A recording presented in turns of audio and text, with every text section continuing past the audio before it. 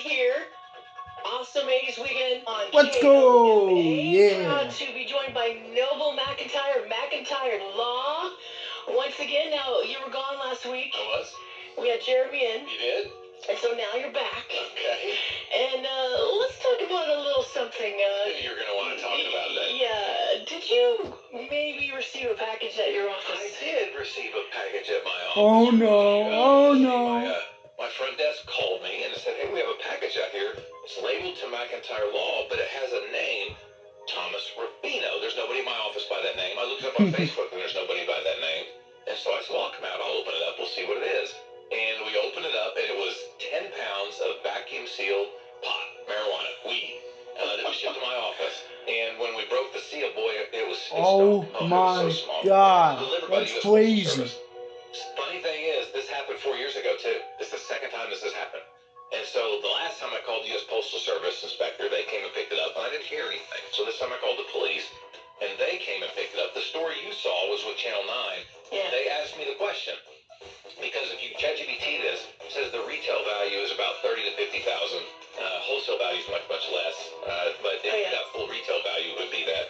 Why would somebody send me pot in the mail like that? What would be the purpose? And my response was, it really just has to be one of two things, right? It either has to be that the person who was creating the label to put on the box of weed was smoking weed at the time and just messed up, at which point he's a complete idiot. Seems unlikely, but that's a possibility. The second is, it's one of two things. It can either be, and I go up against insurance companies all the time. I've gotten in my licks. I've hit them for tens and tens and tens of millions of dollars. That they could be trying to do a setup to send me something illegal. I don't think this is likely, but it's possible. Send something that I don't report, and then at some opportune time come in and say, hey, we know what you did, and you're going to work with us on this case better than you've been working with us on this case. I don't think that's likely. I don't like insurance companies. I don't trust insurance companies, but I don't think they do that kind of thing. Yeah. More likely is the criminal element ships drugs through the mail, the post office, UPS, FedEx all the time, and sometimes they get caught, and they don't want to get caught. And so they're looking for a drop point where they can send narcotics where the feds find out they're not the ones that are on the hook. And so they can pick a law firm thinking, all right, we're gonna take a chance. If they don't turn it in, we'll go in a couple weeks and say, we know what you did. You committed a felony. Your law license is at risk, and now we own you. And so we're going to have drugs sent here, and you're going to keep your mouth shut, and we're going to come pick them up, and you're just going to stay quiet about it. And the problem they have is they sent me weed. If they sent me Girl Scout Thin Mints, when I can't get Girl Scout Thin Mints, I'm not telling anybody. I'm keeping that for myself. I'm not telling anybody either. So we turned it in to the police for the second time. So yes, that's what happened this week. So was the same name on it a few years ago, whatever? 4 years ago. I just remember we got a big box of pot. I don't remember what the name was. But it's a crazy thing to have 10 pounds of drugs show up at your office. I was like, was somebody paying you in trade for some work you've done? If I was a criminal defense lawyer, maybe that would happen, but I'm a personal injury trial lawyer on the civil side. I'm not dealing with a lot of, the people being alleged to have committed crimes in that criminal element, and so it's just not something I'm accustomed to. Well, it wasn't from me. It wasn't from you. It wasn't from Maybe me. it was Jeremy Thurman. Jeremy Thurman, see? Ooh, maybe it was him who delivered the pot. Thurman-Law instead of McIntyre It's like, what? Yeah, Interesting times at McIntyre Law. Wow, that's crazy. And they didn't smell, I guess because it was vacuum packed. I don't know what. Until we opened the box. Okay. And, broke that seal, and then it was strong. The police were surprised when they showed up. They said they can't recall a time somebody had drugs sent to them in the mail that person who received them called the police to turn it in. And I said, well, what am I going to do with it? I'm not going to sell it. I'm not going to use it. So just get it out of here so it doesn't stink.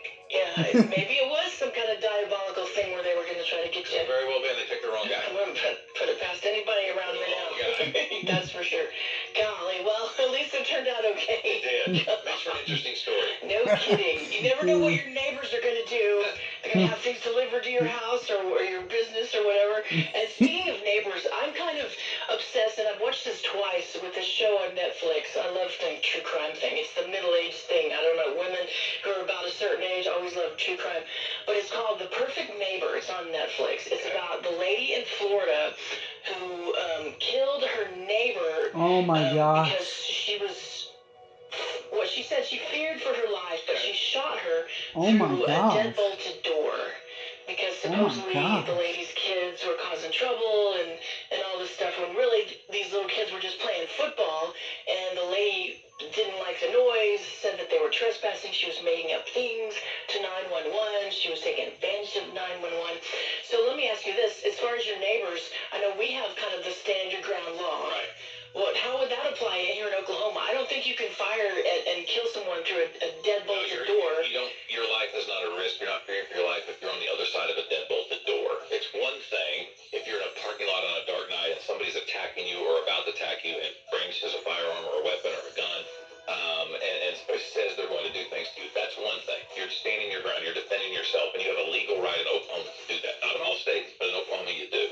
Certainly not in Canada. Those people are weird. They don't even want you shooting somebody breaking into your house trying to hurt you. But here you can't. But no, you cannot shoot through a deadbolted door. You're on the side of protection. You're in your own place. The other thing is the facts are against her. She called 911 multiple times. She doesn't like that little kids are playing there. She took like little kids' iPad. I mean, she's an evil, vicious, vindictive woman who deserves what she gets. Glad she's going to jail. I won't be surprised if there's some jailhouse justice, although that typically happens less in a female prison than a male prison.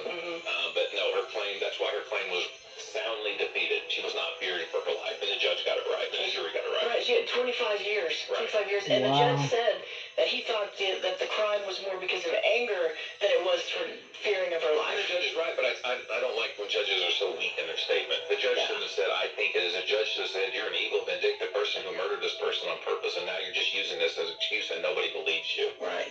Instead of politically correct, but I think this is probably more. No, we all know what it is. You're an evil person. There's evil people out there, and they deserve to go to jail. Yeah. Your neighbors, they're worse than Mrs. Kravitz on Bewitched everywhere. Yeah, and the sad thing is this lady, Ajika, the one that got killed, she left 3 kids, little kids, and his whole life trajectory's now changed. Yeah, this one person. This whole documentary is shown through police cam and outside cam and all of that, and they show the kid's dad telling him that the mom had passed away, and it just breaks your heart. Yeah. Wow. Sad deal, and tough deal. But I'm glad this woman's going to jail. Yeah, 25 years. In Oklahoma, she probably got the death penalty. Could be. But here, for that state, she didn't. But yes. Yeah, could be. Yes, watch your neighbors. Don't abuse 911. And the thing is, too, she had called the police before this happened.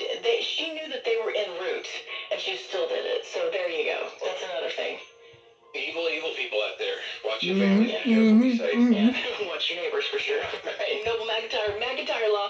Thank you so much for being here, and have a great weekend. Thank you. You too. Right. Fast nationwide 5G coverage, even in hard to reach. We love you. We love you. Samsung Galaxy A20. We love you, Jennifer Lee, and we love Noble McIntyre too, and we love Rick Caldwell too. See uscellular.com for details. So yeah, so I'm gonna turn off the radio for now. I don't know if I'm coming back to it tonight, but again, I'm not listening to Jennifer Lee anymore this weekend because she's not gonna be on this weekend.